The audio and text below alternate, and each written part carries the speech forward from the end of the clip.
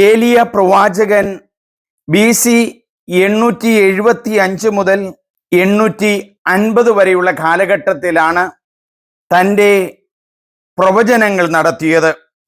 ഇദ്ദേഹത്തിൻ്റെ കാലഘട്ടത്തിൽ 3 രാജാക്കന്മാരുടെ ജീവിതവുമായി ബന്ധപ്പെട്ടു പോകുന്നതാണ്.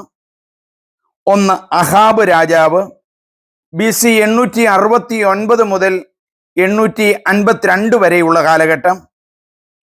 രണ്ടാമത് അഹസ്യാവ് രാജാവ്.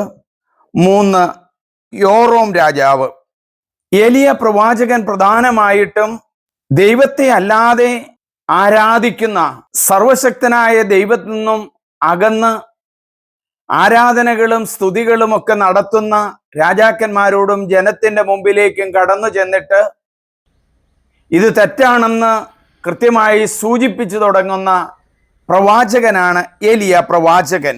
ഏലിയ പ്രവാചകൻ അഹാബിൻ്റെ അടുത്ത് എന്ന് പറയുകയാണ്, ഞാൻ സേവിക്കുന്ന ഇസ്രായേലിൻ്റെ ദൈവമായ കർത്താവാണേ, വരും കൊല്ലങ്ങളിൽ ഞാൻ പറഞ്ഞല്ലാതെ മഴ പെയ്യുകയില്ല.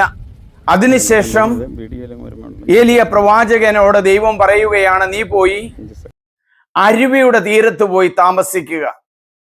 അരുവിയിൽ നിനക്ക് വെള്ളം കുടിക്കാം, നിനക്ക് ഭക്ഷണം തരാനായിട്ട് കാക്കകളെ ഏൽപ്പിച്ചിട്ടുണ്ട്. ദൈവം തിരഞ്ഞെടുക്കപ്പെടുന്നവർക്ക് ദൈവത്തിൻ്റെ പ്രത്യേകമായ സംരക്ഷണം, ദൈവത്തിൻ്റെ കരുതൽ കാണിച്ചു തരികയാണ്. ബിംബാരാധനകളിലും അഷ്ടയ പ്രതിഷ്ഠകളിലും എല്ലാം മുഴുകുന്ന ജനത്തിൻ്റെ മുമ്പിലേക്ക് ചെല്ലുന്ന പ്രവാചകൻ. ഇന്നും ജനത്തിന് ആവശ്യമായിരിക്കുന്നത് യഥാർത്ഥ ദൈവത്തെ കാണിച്ചു കൊടുക്കാനും ദൈവസ്നേഹത്തിൽ വളരാനും സഹോദര സ്നേഹത്തിൽ വളർത്താനുമുള്ള ഒരു ചൈതന്യമാണ് ഇന്ന് നേതാക്കന്മാർക്ക്, പ്രത്യേകിച്ച് പുരോഹിതർക്കുള്ളത്.